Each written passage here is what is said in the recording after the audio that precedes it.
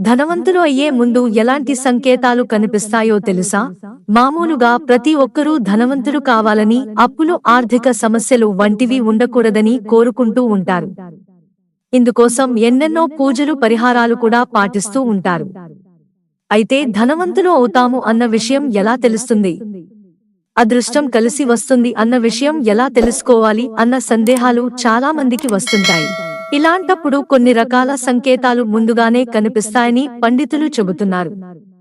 ముఖ్యంగా ధనవంతులు కాబోయే ముందు కొన్ని రకాల సంకేతాలు తప్పకుండా కనిపిస్తాయట. అవేంటో ఇప్పుడు మనం తెలుసుకుందాం. వాస్తు ప్రకారం మీ ఇంట్లో అకస్మాత్తుగా నల్ల చీమల గుంపు కనిపిస్తే వాటిని తరిమి కొట్టడానికి ప్రయత్నించవద్దు. ఎందుకంటే అది మంచి సంకేతంగా భావించాలి. ముఖ్యంగా ఈ నల్ల చీమలు ఏదైనా చిరుతిండిలో కనిపిస్తే అది ఇంకా మీకు శుభసూచకంగా భావించాలని చెబుతున్నారు. వాస్తులో చెప్పినట్లుగా మీ ఇంట్లో నల్ల చీమల గుంపు హఠాత్తుగా కనిపిస్తే లక్ష్మీదేవి మీ ఇంటికి వస్తున్నట్లు ముందుగానే మీకు సూచిస్తుంది. అంటే మీరు త్వరలో ధనవంతులు అవుతారు అని అర్థం. కాబట్టి మీ ఇంట్లోని నల్ల చీమలను తరిమికొట్టే ప్రయత్నం చేయకండి. అంతేకాకుండా ఇంటి దగ్గర ఎక్కడైనా పక్షి గూడు నిర్మిస్తే అది వాస్తు ప్రకారం శుభప్రదంగా పరిగణించబడుతుంది.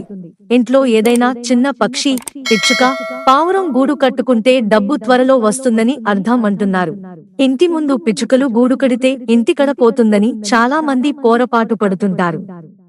కానీ అలాంటి సంకేతాలు కనపడితే త్వరలో మీ ఇంట్లో లక్ష్మీదేవి అడుగు పెడుతుందని దాని అర్థం అని తెలుసుకోవడం మంచిది. ప్రతిరోజు ఉదయం నిద్ర లేవగానే చెవుల్లో శంఖం ఊదుతున్న శబ్దం వినబడటం కూడా శుభసూచకంగా భావించాలట. అంటే లక్ష్మీదేవి మీ ఇంటికి వస్తోందని దాని అర్థం. మీరు త్వరలో ధనవంతులు అవుతారని అర్థం.